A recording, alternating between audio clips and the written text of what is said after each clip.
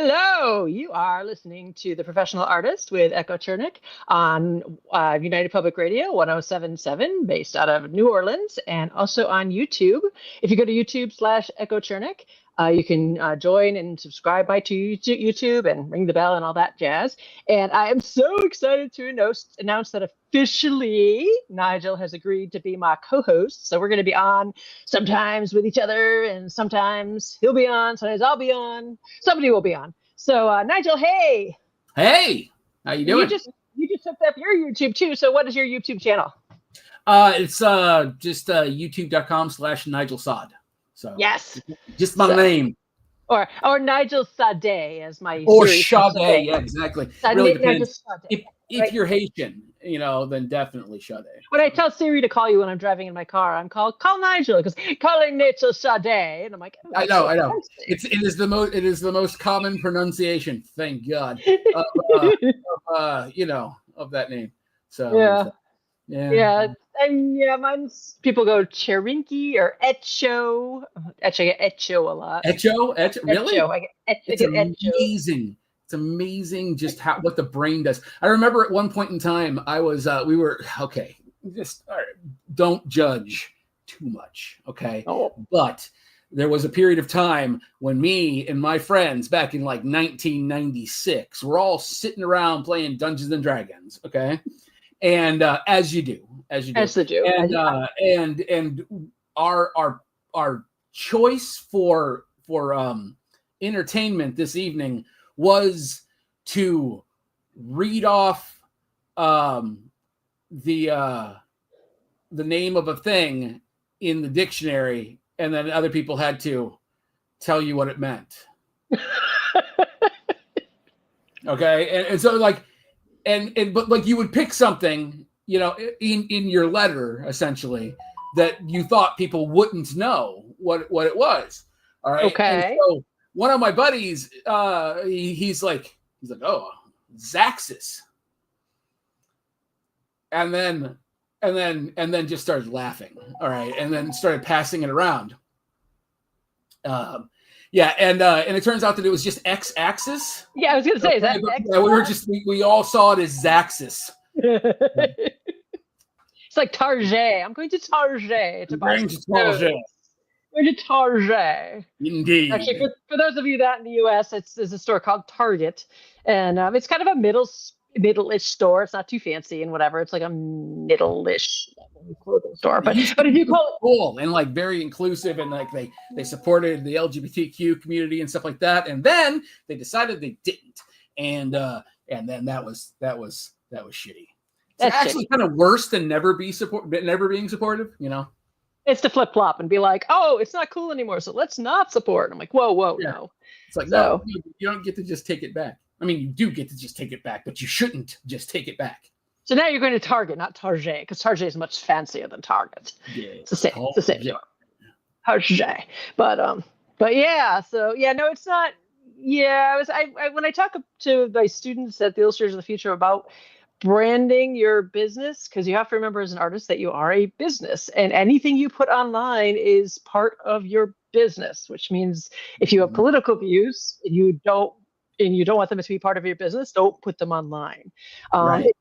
If you want them to be part of your business, you have to understand that it's going to have repercussions. If you're pro-gay, if you're anti-gay, if you're whatever you want to share online, that's now going to affect your business, because you're going to lose whatever clients are like, oh, wait a minute, I don't agree with that. Right. And honestly, though, I do feel I used to worry about that a lot, and then I realized I don't want bigoted collectors. You know what I mean? Like I kind of want them to not like my art, But you have to make that as a choice. You made that as a choice. You didn't accidentally just be like, oh, whoops, I shouldn't have said that. You have to stand whatever you say is going to come back at you.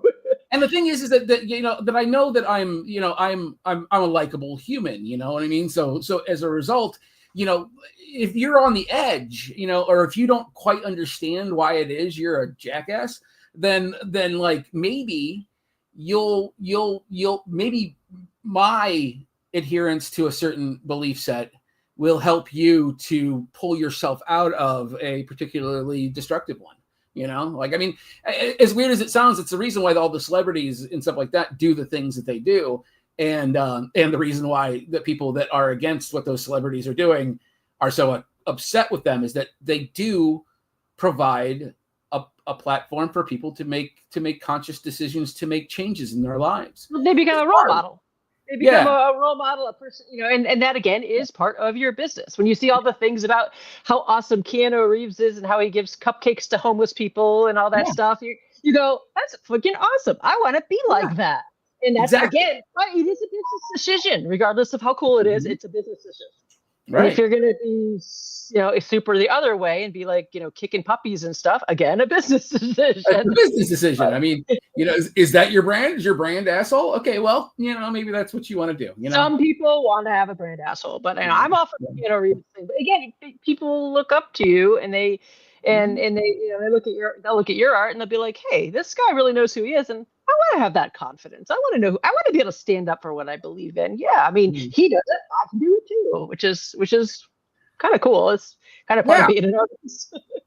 I mean, the way I look at it is that it's more of a responsibility. You know, whenever if you have fans, you are responsible for the message that you send to those fans. You know, like it's a very important part of being in the public eye. You know, like you have to be very, very clear on who you are. You know what I mean? And that can become difficult, you know, like to do in particular times in your life. Like if you're going through particular amounts of like trauma or something like that, you know, we don't get to be regular human beings at times, you know, or at least not publicly. You know, you're not allowed to you're not allowed to melt down, you know.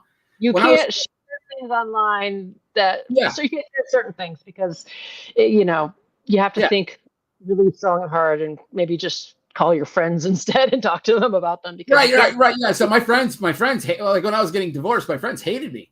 You know, I mean, like they're just like, Jesus Christ, this guy again. You know, but you know, if you looked at my online presence was pretty much, it was clear that I was going through something, you know, because the artwork was coming out that was very much geared in a certain direction. But like, at the same time, I never said anything bad about my ex. I never said anything, you know, because I still support her career. You know, she's a brilliant artist. But like, I try to maintain that even today. You know, like, I mean, it's important, I think, to be that person. But like, you know, during the times when it's happening, it's hard, you know, because you just want to break down. You don't want to be the super cool guy. You know, you want to be the guy that's sobbing in his screams. What? Nowadays to share your struggles a little bit. I mean, just to tell people that you're struggling. I mean, that seems to be more acceptable than it used to be. Yeah. You can say it, but I mean, like, again, you want to be a different person. You know what I mean? You know, you want to be able to just not be strong. You know. And that's difficult. It's difficult to have to do. So, I mean, it comes with it's benefits and minuses, I guess, you know, in a lot of ways, you know, like we get to do a lot of good, but we also don't get to experience the things that other people get to experience. That's true. Well, for most of my career, I've been an advertising illustrator, and I've been very, very clear and careful to leave any politics off my page. No politics on my page whatsoever. I mean, nope. Not even things that I thought were funny. You know, you want to hit share, but you're like, nope, can't hit share. Think that's hilarious. Can't hit share because I as an advertising illustrator, I worked with companies, all different types of people, all different companies, and it wasn't actually until recently that I made that business decision to start standing up and sharing things when things got to the point where staying silent about certain issues is not acceptable anymore. So but you know, you have to make that decision and decide whether or not, you know, you want to make that part of your business plan, because it's part of your business plan. But if you look at my art, I think you pretty much know where I stand. So right, and that's what I mean. And I feel like there's a lot of there's a lot of good to be done. You know what I mean? You know, I come back to people like Pedro Pascal. Okay. Pedro Pascal whatever, you feel about his acting and stuff like that, the guy he's kind in a way that like most people aren't. Like we were talking about Keanu Reeves, the same sort of thing. Like they're what they're doing is they're redefining what it means to be a man, within the confines of our world. Yeah, some people do. And that's both good and bad. So depending on who you are. But yeah, but they're redefining what it means to be a man in our society. You know what I mean? Like very much concerned with things like consent, concerned with communication, concerned with being kind, and those kinds of things. Whereas like I feel like there was a period of time when that was kind of wasn't really part of being a man or male. You were just kind of, Yeah. You were allowed to, you were supposed to be aloof and kind of a jackass in a lot of ways. Manly and not hard. Yeah, exactly. Hard. And all these words that we keep on utilizing now to describe a man is like, I don't think it applies as much anymore.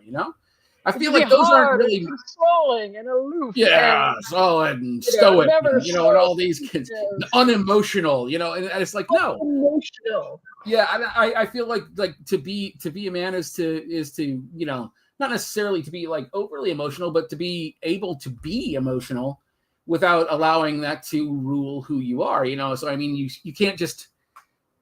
We've learned that we can't just divorce these things from who we are, and we owe that in a good part to people, like Pedro Pascal and Keanu Reeves. You could be super manly. I mean, yeah, Keanu super duper manly, awesome. Don't fuck with his dog. We all know that. Apparently, he likes dogs a lot. Yeah, he's a huge fan. Actually. This weekend, I had to fill out a bunch of paperwork. Apparently, this weekend, we're helping to rehome some dog.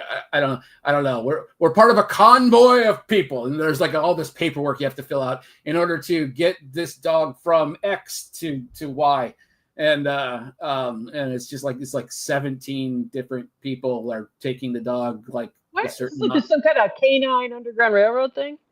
What are you doing? Yeah, it's sort of, it feels like that, but it's not clandestine at all. It's just sort of like, yeah, we need to get this dog up there, and you're on the way. I feel like you should add a sticker at every stop. This dog should come. Yeah, exactly. You get the dog a tattoo. In every part. Don't get the dog a tattoo in every part. That was a joke. No,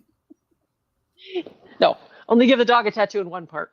So that was a spay and neutered thing. That was, we just had my cat spayed, and we were just commenting that she doesn't have a tattoo, and we're like, how's she gonna know? Except for the big jagged scar on her stomach, But I mean, I guess, and we were just talking about that. But yes, being an artist is a public figure thing, and we do have an impact to that, to help people. I don't know, to make an impression, to make people feel,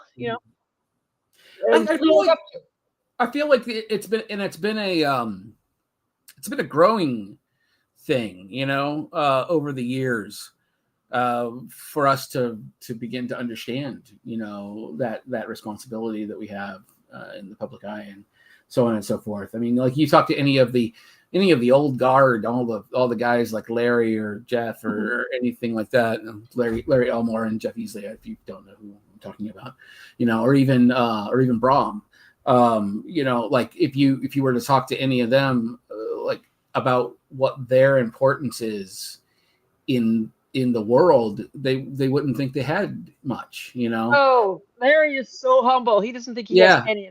He's like, I'm this old Kentucky boy. No, I'm just a guy. I'm just thinking. I call him my illegitimate grandfather.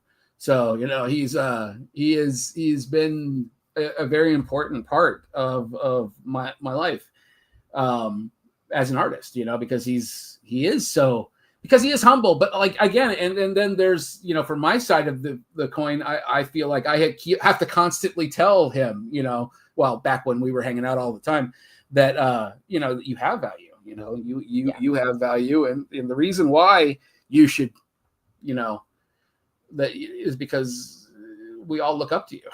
You know, we need to get him on the podcast. I've been talking to him about it. We need to pre-record it though and everything, I think. But he he'll tell the story about how he was like, you know, lived in this one room Kentucky house with no heat, and he remembers hearing stories from like some guy from like the Civil War or something, and I'm like, wow. And you say he used to have like a couple pieces of paper that were like grocery bags, and he would do all his drawing on that. yeah. Imagine what that would be worth right now. Yeah, I you know, and that was always very, very it spoke to me a lot whenever we would tell stories in that sort of vein, because I grew up remarkably poor as well, and so it is a different world when you're an artist and trying to. I mean, the majority of all of my early work was done on lined paper, you know, because that's all I had. You know, my mom and dad couldn't afford to buy sketchbooks, you know. Yeah. It's funny that they couldn't afford to buy a piece of paper that had less work put into it. You know what I mean? Like it's just, and we didn't have printers back then, so it's not like you could just use printer paper. And you didn't have the open. Nowadays there's a lot more places like Goodwill and Value Village. That's, you know, you can go there and get a lot more stuff. And there's a lot of the art places that are just looking to recycle stuff. Like we have one right in town here where they have like a thrift store, and I donated a lot of my extra art supplies there. And the thrift store is basically pay whatever you want. You go in, you're like, I need an easel. I have $1.50 and have a donut. And they're like, sure, that works. You know, so and that's fantastic. So you that's where you send all your half tubes of paint and everything. So I mean, I know you have in Portland, you have Scrap, which is, I don't know if you've been to Scrap. Yes, yeah, I went to that. Our Bins is what it's called. Bins. No, Scrap. Scrap is different than Bins. Bins is the Goodwill Bins. Oh yeah, Scrap is all like reused stuff that people donate. Like you can, you know, you go down there if you're like, I need giant pieces of plywood to do huge paintings on, and then they have them there. They might have an entire bucket of ping pong balls or backdrops or, you know, art supplies or beads. I got Emma, who's on listening to us, bunches of beads. They just have beads, tons and tons of beads that you can get there, and it's all donated stuff, but it's all specifically for creating stuff, and it's called Scrap. You should go there. No. Oh, that's right. We went to Bins, didn't we?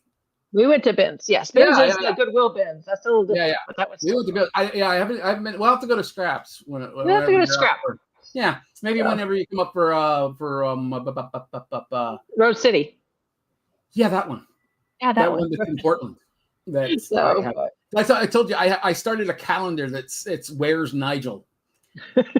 Yeah, you need to. I have literally no idea where I'm supposed to be from weekend to weekend and stuff like that. And it got so confusing because back in the day I used to just drive, you know, from location to location. So like you could forget where you had to be because as long as you had that day or two to drive there, then you're fine. But I start flying everywhere, and so now I have to. Now you don't know where you are. Pre-plan everything. So now I have a schedule that I have to meet, which is not my cup of tea per se. I'm not a schedule kind of guy. Even though, you know, I do promise that I'll try to make sure that I'm here at 1 o'clock on 1 o'clock on, you know, depending where you are. Okay. Yes. Yeah. And it'll be 7. So it's called Where's Nigel, right? Yeah, it's called Where's Nigel. No, it won't be 7. It will be 10. I'll be doing this at 10 p.m. when I'm in Italy. Oh, you're fine. You can have some wine. It'll be great. It's fine. I may have had something. Yeah, I may have had something to drink by that time. That's a lot. 10 p.m. on a Saturday, so it'll be a lot more entertaining. It'll be a totally different type of show. A very different kind of show, you know. Yeah. But yeah. So So you were supposed to bring a joke today. I told you to bring a joke to say. Oh, yeah. All right. Okay. So my joke is hopefully not at all offensive. We were talking about like pronouns and about accepting people and all that sort of thing in the industry and stuff. And then I said, okay, let's both bring a joke. So you bring a joke. You go first. Okay. I brought a joke. And this is my friend Ruby told me this many, many years ago. So 2 nuns Okay, are they're driving in their car. It's an Impala. All right, and a vampire jumps onto the hood of the car, and all vampire-y, and the driver turns to the passenger nun and says, "Hey, show him your cross." And she leans out and says, "Get off the fucking car!" That's horrible. That's so stupid. I know, right? That is so stupid. Oh my god. Oh my god. Well, I love that joke. It's my favorite joke. It's my favorite joke. I love that joke. I'm gonna go home and tell my kids that, and they're gonna be like, "Mom, God, did you hear that from Nigel?" And I'll be like, "Yeah, I did." Yeah, I heard it from Nigel. Well, they've heard this joke 100 times. So has Emma, actually. So, have you heard the one about the non-binary gold prospector? No. You haven't heard the one about the non-binary gold prospector? No. It said that they found gold in them there hills. Oh God. This is so stupid. I mean, you can't offend anybody with that joke. No, that's beautiful. No. I like it. I love it. I love it. Yeah. Yeah, we were actually talking about the whole the pronoun explosion that has occurred over the years, and it's been particularly. I mean, I'm really glad. First of all, just as a note that it's happening. There's a sense of identity that I think has been missing throughout the years that we just didn't know was an option. I mean, like when I was a kid, like, I mean, I had no idea. Like, I mean, there's a possibility that maybe I would be a very different person at this point in time, had I realized that I don't want to say had a choice in the matter, but that I was allowed to act upon any feeling that I would have had, and stuff like that. And if those feelings would have been allowed to become what they would have become naturally, then, who knows where any of us would be at this point in time. But I grew up in Northeastern Ohio. Right. And this is where everybody goes to learn diction. So like newscasters and whatnot go to Northeastern Ohio to learn how to speak proper English. And so as a result, we don't actually learn proper diction. Like I don't know like how to describe how language works. I was just taught to speak in this way, and then Bob's your uncle. Here we are. You are a natural cunning linguist. Yes, exactly. So I've heard. I don't like to brag, but here we are. That's a sex joke for those of you that did not get that. Yes, yeah. And yeah.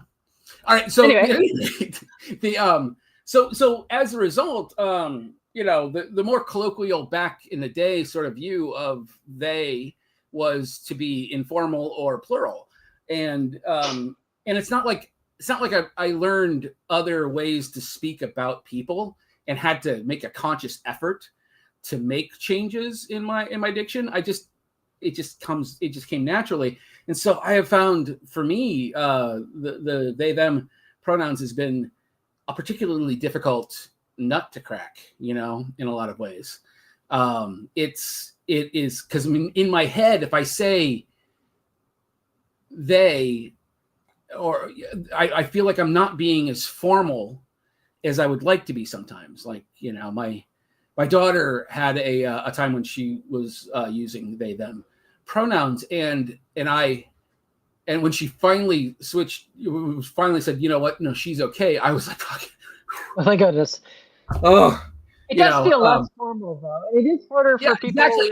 And it was so for me, it wasn't about like, an acceptance of for those, exactly. And it was about just literally having this mental break where I felt like I wasn't able to talk to my daughter in a very personal way, like I felt like somehow I was being impersonal to my child as I was speaking. And it doesn't make any sense, No. And in a lot of ways, I envy people that grew up in like the South and whatnot, where you have to consciously think about language in order to speak proper, diction. Like if you were to go just standard English, that's that you have a dialect that you speak. And so you're making a choice to switch between those dialects and whatnot. So you have to actually understand language a hell of a lot better than I did, So, is that kind of a thing. So Kat likes to be, she's fine with she, her, or they, them, but she doesn't want to be daughter or sister. So I'm constantly like, oh, and this is my spawn, my offspring, my fiscal responsibility. I haven't quite figured out how to say not daughter. Mine was very much a difficulty with playful monikers, I guess, in a lot of ways. Like when the kids were younger, I had a boy and a girl, and in my mind, and so it was Buddy and Sweetie. Like those were that was the way that I described them to other people.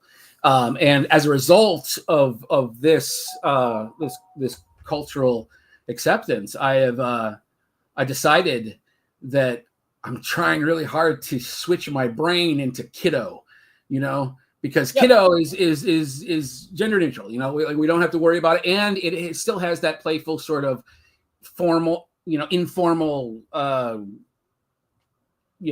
loving sort of idea that goes along with it. Squirt. Yeah, squirt also works too. Although, Yeah, no, I don't think so. I don't like squirt. It just. Yeah, I didn't like it either. Now, for the record, my children don't like it. Okay, they don't like the kiddo thing.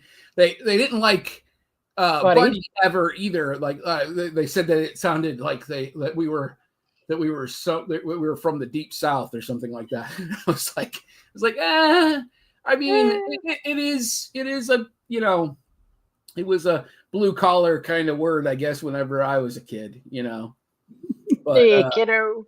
Yeah, exactly. Yeah, but kiddo to me is like, rat bag or stinker. Oh yeah, those work. Yeah, those. You just call them stinker. Yeah, stinker works. Yeah. I think they're just stinker from now on. Yeah.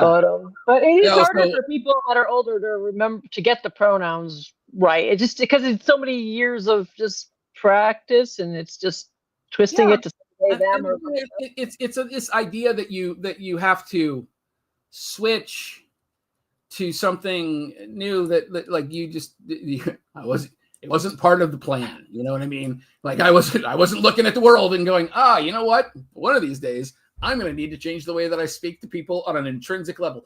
Like it's not easy, to do that. But that again being said, I am 100% behind it. Although I must admit that I secretly hope that we all eventually end up with just one pronoun, and it's she. Just she? Everybody's she? I think that she, this is my personal hill that I will probably not die on, but I might get injured on. All right. Is that she should be, if we have one pronoun, let's say that let's put the if on it. Okay. If there's one pronoun that needs to get chosen, I think it should and needs to be she, because she was always a secondary pronoun. And the idea of taking she and making it usurp and destroy he is such a beautiful thing, like it's just, like, and the screams of all of the toxically masculine men in the world will be the chorus that ushers us into the future. As the S devours it. Yeah, exactly. It'll be the beautiful song that's going on in the background. I always test everything on my kids. I'm like, because I came across them. I'm like, so is it okay to say I identify as transparent and my pronouns are who, where? And they're like, no, Mom, you can't say that. I'm like, why not? What's wrong with me? I think that you would have to be a transparent in order to be able to call yourself transparent, but like still who, where wouldn't, I don't think would be. So Emma, you are a transparent. So Yeah, you can be who, where. I asked them if I could just identify as ATM since everyone's always asking me for money, but they're like, right. no, mom, you can't do that either. I'm like, okay. I just test everything out on them to see if it's appropriate. Oh, oh, Sometimes just to yeah, poke them, just to see if it's appropriate. And they're like, mom, you know better, stop. yeah. And that's the thing. Like my daughters are my go-to as well. Like I have these stickers that I've had for years and years and years that say don't be a dick.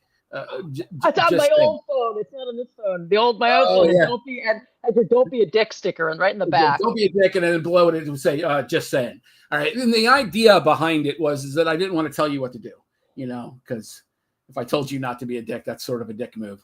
I'm just asking you to not be a dick, and if that's not out of your way, that's also good for me. You know what I mean? So it's like it's more of a kind. I call it the golden suggestion.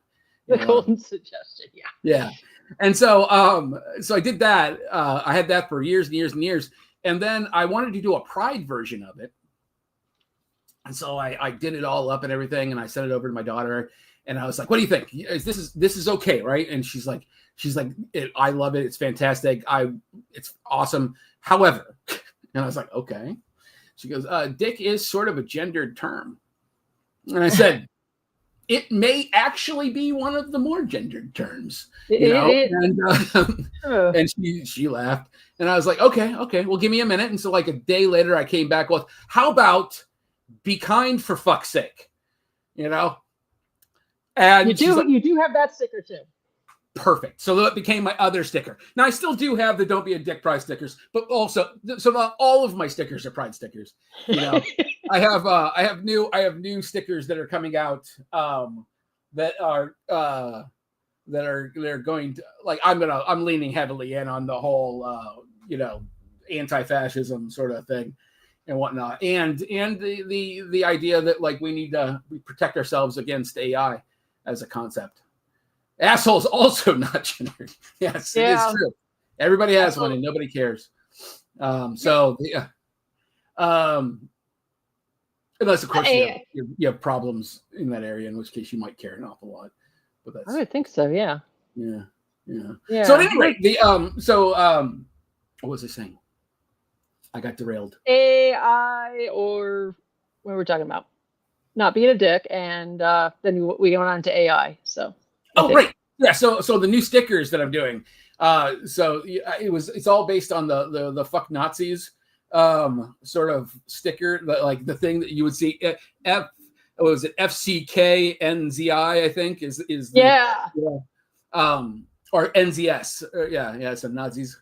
Yeah. So and so you put that, and you see that like scrolled on, like, anytime that some jackass puts a swastika up, you just it's the one time that I'm really good with like defacing things, is that like if somebody spray paints a swastika, your job, I feel, as a concerned citizen of wherever you're at, is to have the ability to then spray paint a giant circle with a cross through it and then put fuck Nazis underneath of it. All right. Like, that needs to be done every single time that some jackass thinks that a swastika is a good idea.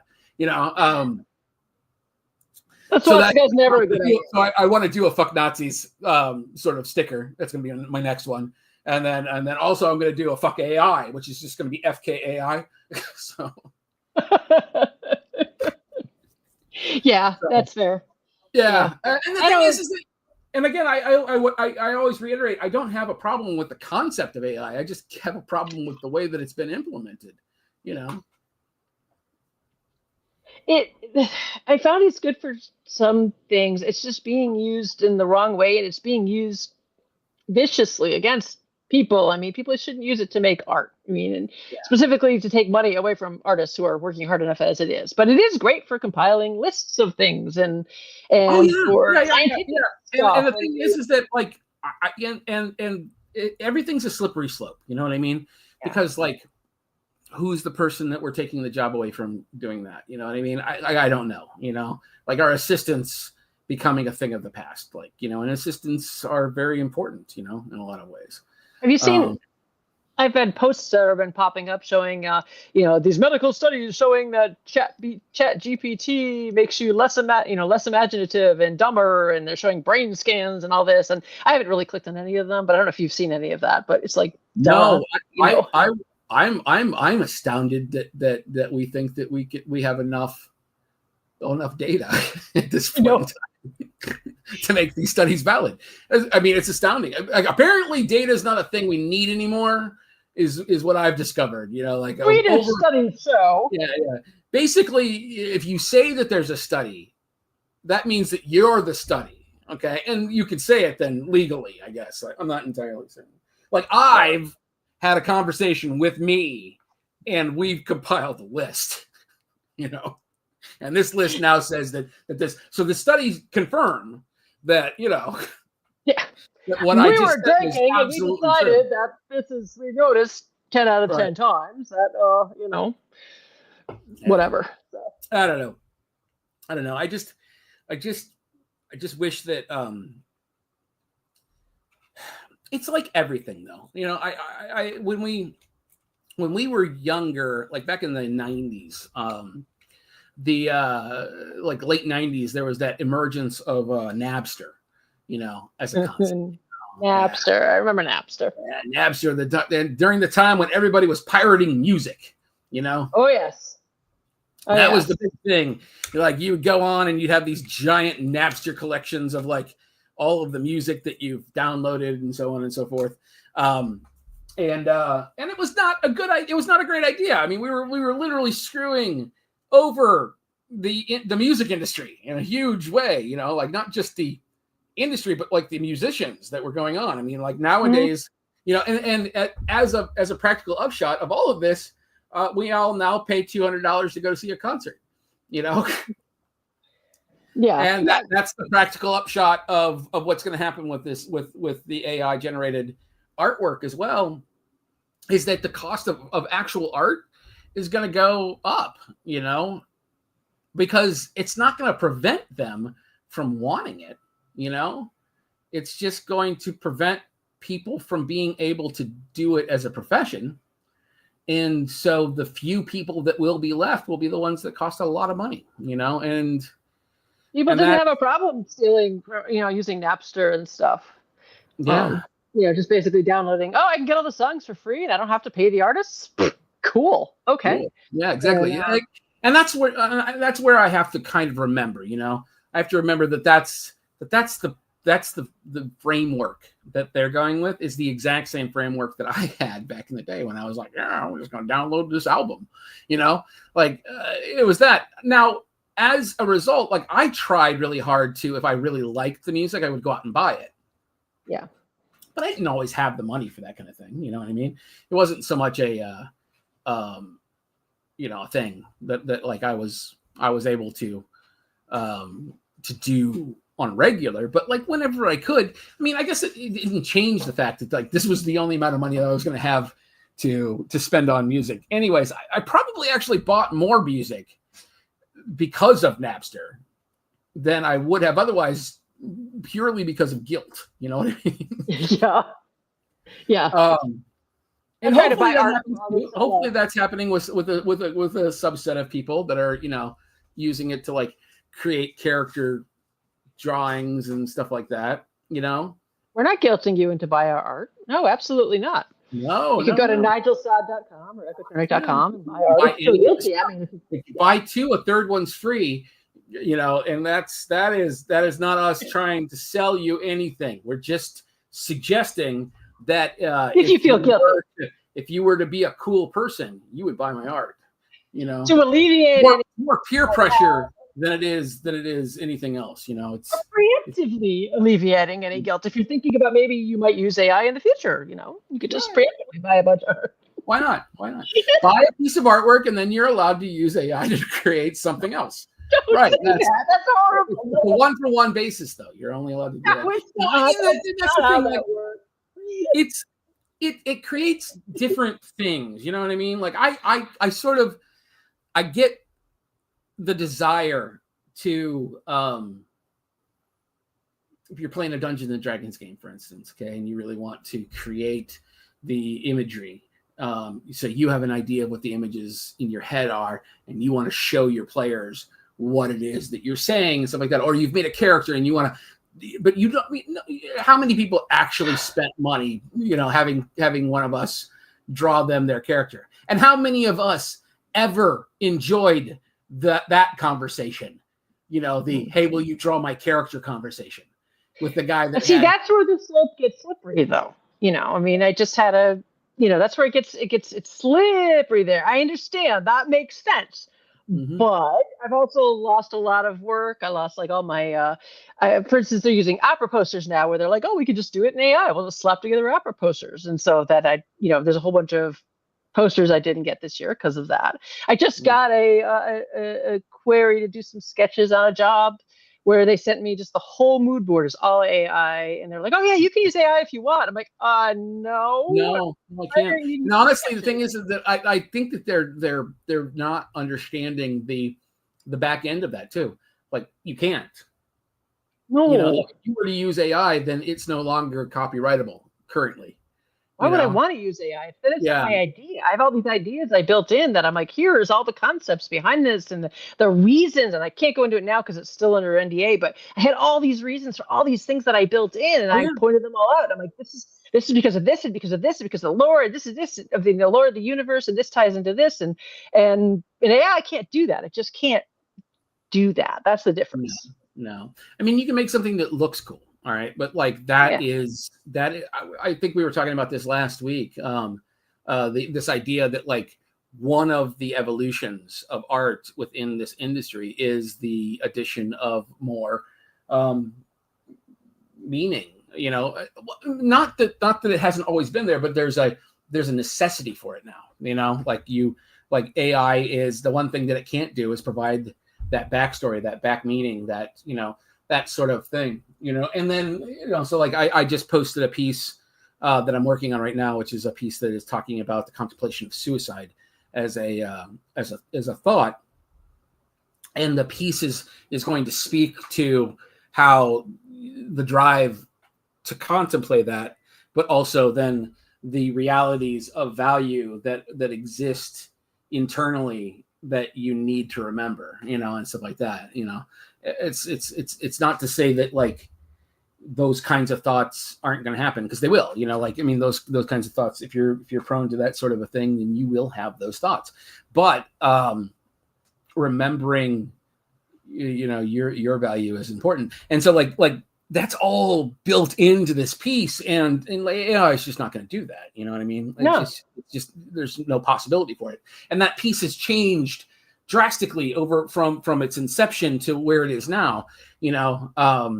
Some of it's just positioning, but like other parts of it is, but again, positioning becomes like a way to tell the story a little more concisely. You know what I mean? Like before it was a side view and the person was dipping their toe into the oblivion that was there.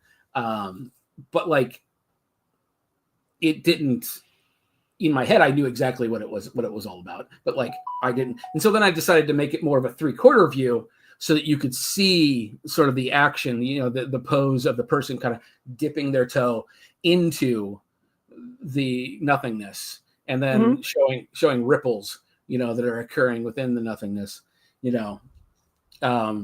then and so but from that point of view, it really captured more of the emotion of the person's contemplation, and the ripples, the effects it causes too.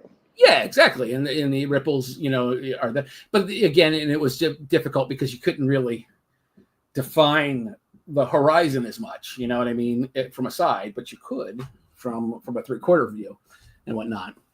Show the small land that they're sitting on. So I don't know about you, but I think I know that people, when they come to the shows and talk to me, they love hearing this sort of thing, like our thoughts behind why we did this and why we didn't do this and how we ended up changing it and how we struggled with the face for like 40 million hours until we like tossed the face and did a different face or whatever. And they love hearing that. And that's, again, something that AI doesn't do. And, Yeah. And honestly, the thing is that, like, again, we're safe right now. You know what I mean? To a certain extent. You know, the copyright thing has done a good job of setting things aside. It's just that's eventually going to go away. That eventually is going to give rise to, you know, like Disney's going to make an entire data bank of all of their images that they own, and then they'll just use that as the predictive model for things, and then that will be copyrightable because it's all of their own images and whatnot. Which, if they do that, then at least it protects IP, if that makes sense. Yep, and that is ethical, I guess. That's ethical. Yeah. You know, I mean, it's still put that out of work. So I mean, it's going to make the idea of a royalty completely invalid, you know, within those things. I mean, they're already pretty much dead. You can't. There are no royalties anymore. You know, I mean, they're so few and far between. You know, I was talking with Ed Beard. You know Ed. I know Ed. Yeah, and Ed is Ed. Honestly, Ed has been such a huge supporter of mine since early days, and it's funny. I don't even know if he likes my artwork. Okay, but I do know that he appreciates the emotion that I put into it, if that makes sense, and has been very vocal about how that is an important step forward for the industry and whatnot. And I, you know, I appreciate him so much because of that. You know, like he's been a very strong voice for the emergence of emotion in fantasy art. So I just remember early on at Origins, I don't even remember when or exactly what was said. I remember him being like anti-digital art, and he was talking about being anti-digital art. And then, but Laz was there like scowling at him. He's like, "Well, not Echo. That doesn't count because that doesn't count as digital. Because I don't paint like I'm digital. I paint like I'm painting. It just happens sometimes to be digital." He's like, "Well, not you." But everybody else. You're not the problem. Well, and again, like I used to do that. So back in the day, there was the Dragon Con fantasy sci-fi horror art shows Yahoo group. All right. Okay. And Pat Roberts was who has since passed. Used to be the art show, the guy that ran the art show for Dragon Con. And he was, I mean, kind of this dude. I love Pat. Pat was great. Okay. Pat 100% reminded me of a live action Fred Flintstone. Okay. Like every time I saw Pat, I was like, in your head, you know, Yabba Dabba Doo would just pop in, you know, it just involuntarily, you know, but like he was such a joyful, happy person, literally a rocket scientist. Okay. Like, I mean, he worked for NASA on rockets. All right. And, and so he would stop by, and he was always so jovial. He was always so happy and stuff like that. His second in command did not like me or you, I think, you know, but that's beside the point, you know? Well, those are other stories. But yeah, but Pat, made me one of the moderators on that list. And I remember it was during that time. I mean, Ed was, somebody would say something about AI or not AI, but like digital computer-generated art. Yeah, digital art. And Ed would be a treatise on like why it was bad. And we're just talking about painting in like Photoshop. We're not even talking about, I don't, the problem is that, like, I mean, the man must be like a fucking Olympic level typist. All right. Because like the amount of like data that would come out, just from that one thing, I was always astounded. I was like, and it was like super quick too. And I was like, Jesus, man, how fast do you type? You know? Wow. Yeah. But like I said, all of that aside, he's always been a huge supporter of the one thing that now, I mean, and he was right, you know what I mean? Like back in the day, there was the make art button, you know what I mean? Like, and we were utilizing filters and all of this shit to like do things that other people were spending, tons of time and painstakingly working on, and we were just clicking a button, and it was done. Not Lens well, flare. but it Like was lens done. flare. Yeah. Yeah. And then eventually we all learned that like if you could do it with a filter, doing it in reality was way better, and so nobody ever I don't even know, I can't even remember how to get the filters in Photoshop.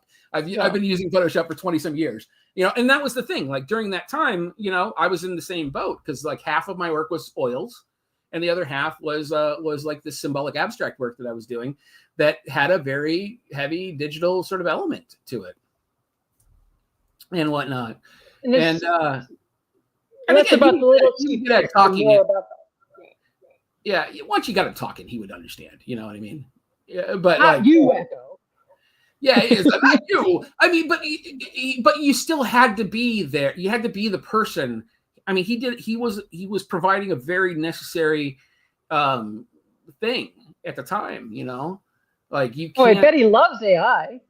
Yeah. Oh, yeah. God, AI's got to be. He's got to be losing his goddamn mind at this point in time, and rightfully so. You know what I mean? Like, it is.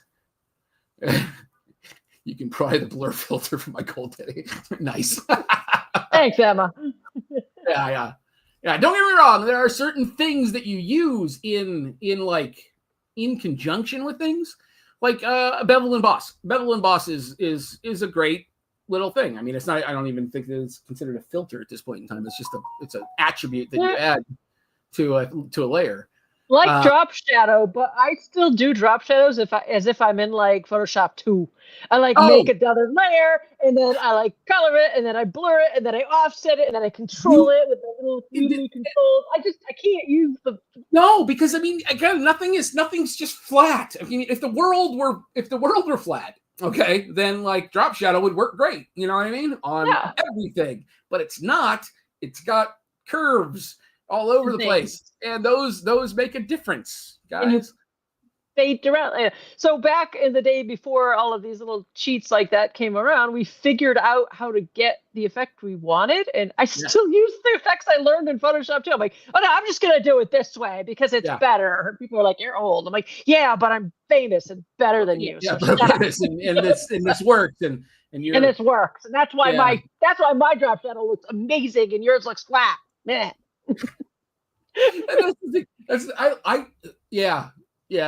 So I remember my buddy was he went to school. He learned like Photoshop and so on and so forth, and he's brilliant at Photoshop. Amul Kumar, Amul. God, he counts his hangers. All I remember is him counting his hangers. I know. That's another story. Yes, we will. We have 5 minutes left, so let's talk about Photoshop. So he would be going through, and we would be sitting down together. We spent a period of time where we were working side by side on different projects. Just being artists together in the same room, and I would be doing a thing, and he would be like, "Hey, how'd you do that thing that you're doing right now?" And I would show him, and then he would just be like, "Why in the hell do you do it like that?" And I was like, because that's how I figured out how to do it. He goes, yeah, but that's dumb. That is literally the worst way that you could possibly accomplish that effect. If you just did this, it would be super easy. And I'm like, yeah, I know, but I didn't learn how to use Photoshop. Okay. I accidentally did this over a period of many, many, many years, And this is why it looks the way that it looks. And yeah. And the reality is that while what he was talking about would actually have worked, I feel like there was a certain depth that went into the way that I was doing it that was different. You know what I mean? And it stood out, you know? And it wasn't. I can't stand using the vector brush strokes. They're never right to me. They never feel right. Even if I have the pen pressure on, they always don't look right. I'm always adjusting my line weight manually and outlining it, turning it into an outline, and then adjusting it so that the line weight looks perfect. I honestly don't know how to do that. Is that in Photoshop or is that in Illustrator? It used to be just in Illustrator, but it's in Photoshop now. I don't know. It moved over sometimes so that you can do some vector stuff in Photoshop. I don't Okay. really do the vector stuff in Photoshop. I still go over to Illustrator and do it because, old Yeah. age and wisdom easily overcomes youth and filters. So, Mhm. so I still I do most never of it. learned how to use Illustrator. Oh, I can teach you. Oh yeah, It's yeah. easy. Well, so can Kate's she does technical design for, well, not anymore, but well, I mean she still works for Columbia, but she does more anyways. See, Photoshop is a gentle learning curve, and Illustrator's more like a brick wall. Yeah, it Like, is. It is. It is. I like. bust the glove land. Do you know what I use Illustrator for? Live trace. Oh God, I hate live trace. Well, no. The point is that if I do a nice black work and whatnot, and I hit a live trace on it, then what it does is it takes all of those rough edges that I've had, and it smooths everything out, so that when I'm working at like this gigantic size, it doesn't have the weird sawtoothing that you will naturally get, because it allows you to scale it infinitely and whatnot. And it doesn't ever change. It doesn't. I mean, and you have to be good. You know what I mean? You have to be good at what you do. You can't just draw something and then live trace it, because it's going to change it radically. Yeah. But that's like, I have to go in and tweak everything to make sure it's live traced it properly. And sometimes I'm like, oh, fuck it, I'm just gonna trace it myself. So yeah. And one of the ways to make sure that happens is I've learned that in Photoshop, like it's different. It's different to draw here than it is to draw, elsewhere. Yeah. And so as a result, like I'll draw a thing out, but then I've learned that like utilizing the eraser to just kind of create those real sharp edges and whatnot is way easier than trying to provide the sharp edge with the brush. And it's different things like that, Well, guess what? We're almost out of time, so we have to pick this up next time. All right, fine. So put this on the list of things we talk about next time. We can talk about our. Well, maybe next time we'll talk about. We'll just go into a deep dive on digital art. Tools. Yeah, that'd be fun. That'd be fun because there's so much to talk about. There really is. So, but next week, you know what? Then we should reach out to Steve. Because Steve, it would be Steve and Jason. Maybe we can get both of them on. So that'd be cool. Well, next week I know that you're somewhere doing something. Yeah, I'm going to be in Denver next weekend at Denver Comic-Con. And I'm going to be in Mexico, in Monterrey, as the guest of honor. Mexico? I've never been to Mexico. They're flying me to Mexico for Animex in Monterey, and I'm all like, ooh, never been to Mexico, so sure. So next week is a rerun. So right? We got our last night talk about stuff. And then, but then the following week we can talk about things. Let's do that. I'll reach out to Steve and Jason and see if they want to come on. All right. Yeah. So everybody that wants to hear about digital art, 2 weeks. Tune in. I'll put a banner up so that we can talk about that. So otherwise, thank you for joining us. And you've been. Oh, you want to close it out, Nigel, since you're the co-host now? Oh, absolutely. Yes. Thank you all for joining us. It's been fantastic. I know that that we're not exactly cohesive, as humans. But you know what? We're getting better. There's that. You could just say, "Don't be a dick." She's great. I'm getting better. Just say, "Don't be a dick." How's that? I'm also gonna say that. Yeah. I put that at the bottom of the screen. If you didn't notice, it's "Don't be a dick" has been scrolling for about a half an hour here. So. All right, you've been listening to 107.7, the Professional Artist, and I'll see you guys next week. Yep. Bye, guys. Bye.